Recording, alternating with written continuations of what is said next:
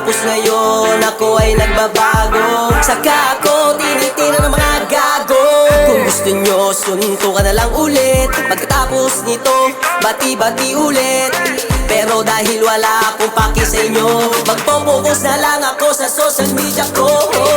Tatawagin kong kaibigan kong duwende, hihiling ng kung ano-ano. Tapos kaming dalawa ay mag-aasaran. Lahat ng followers ko'y magtawanan. Sa Pinas ay maraming komedyante.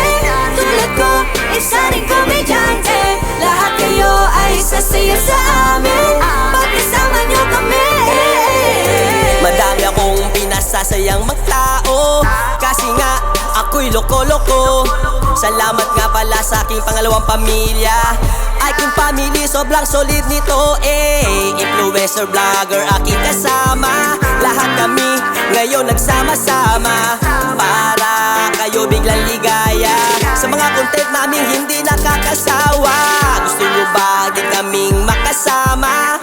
Icon House PH, hashtag nyo. TikTok, YouTube at saka Facebook. Follow nyo lahat ng social media ko Sa Pinas ay maraming komedyante. Tulad ko, isa ring komedyante.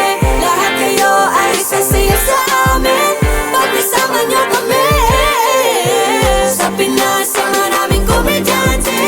Tulad ko, isa ring komedyante. Lahat kayo ay sasaya sa amin pag kasama nyo kami. Tabi-tabi po, pwede bang makidaan? Dadaan ang icon sa gitna. Oo, naging bulag nga kami sa aming mga nalalaman, pero di pinakahapon para patayin lang kami kinabukasan.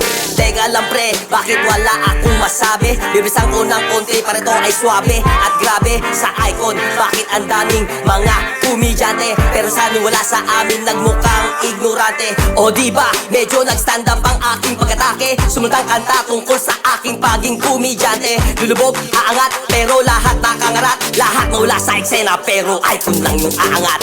Sa Pinas ay maraming komedyante. Tulad ko, isa ring komedyante. Lahat kayo ay sasaya sa